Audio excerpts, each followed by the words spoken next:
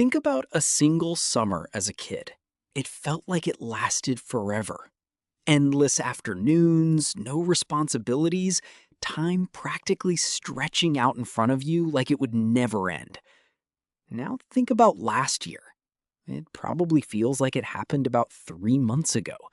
Same 365 days, completely different experience. You didn't do anything differently. You didn't change how you count the days. And yet somehow that exact same stretch of time feels like it quietly shrank. So what's actually happening here? Turns out time isn't speeding up at all. Your brain is. Let's start with the math trick nobody tells you about. Here's the simplest explanation. For a 5-year-old, 1 year is 20% of their entire life so far. For a 50-year-old, that same single year is only 2% of their life. So a year isn't just a year anymore. It's a shrinking fraction of everything you've ever experienced. No wonder it feels smaller. And it's not just a rough metaphor either. A linguist studying this pointed out that society divides time linearly into hours, days, and years, but our internal sense of time actually follows a logarithmic scale, meaning the math genuinely works against you the older you get. Put simply, your first decade felt enormous because you had nothing to compare it to, and every year after that has to compete with everything that came before it. But that's only half the story, because the real answer is happening inside your skull, and it's genuinely fascinating. Researchers at Cambridge actually tested this directly. They scanned the brains of 577 people, ages 18 to 88, while all of them watched the exact same 8-minute video clip.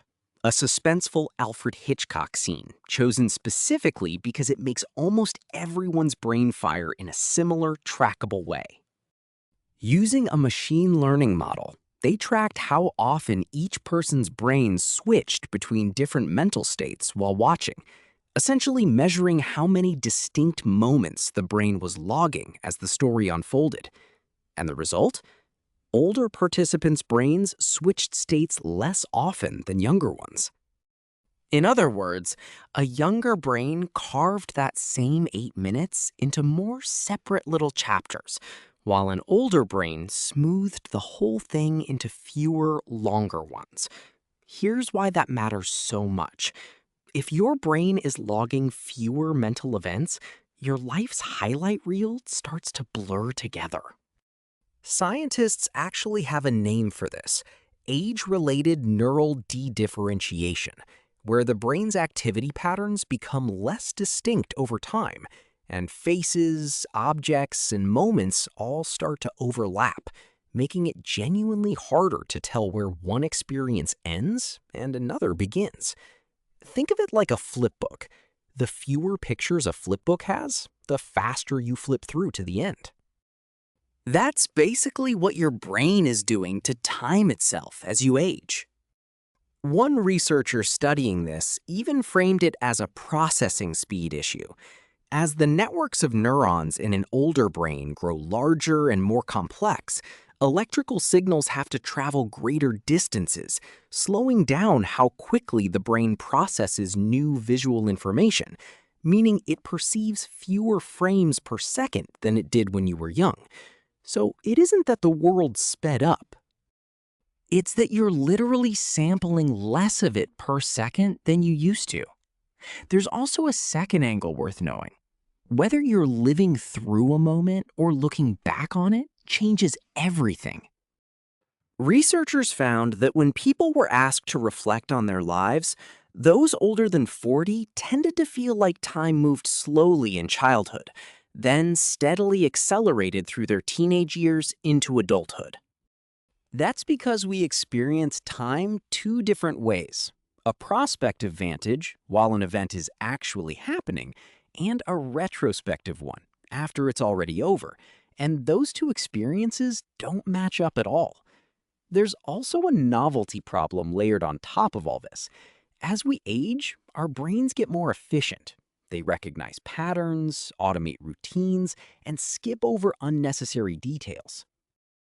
Great for functioning on autopilot. Terrible for your sense of time. Fewer new memories get created, and with fewer new memories, time feels shorter. This is exactly why a 2-week vacation somewhere new can feel longer looking back than 6 straight months of your normal routine. Your brain remembers the vacation vividly because it's packed with unique moments, while routine days blur together into one indistinct mass. One psychology professor put it simply: as adults, our lives often become structured around routine, with fewer big landmark events to mark off different chapters of our lives. So when we look back, the less rich our memory of that period is, the faster it seems to have gone. And here's the twist: it's not just about memory after the fact. Our actual perception of the world becomes more automatic as we age. We grow progressively desensitized to our surroundings, absorbing less new information as it happens, which makes time itself feel like it's passing more quickly in the moment, not just in hindsight. So, what can you actually do about it? Because apparently, this isn't a fixed sentence. It's something you can push back against. The fix isn't turning back the clock. It's creating new content for your brain to work with. Doing something as small as walking a new route, trying a new hobby, or listening to unfamiliar music can genuinely help elongate how a year feels in your memory, instead of it blurring into one long, forgettable stretch.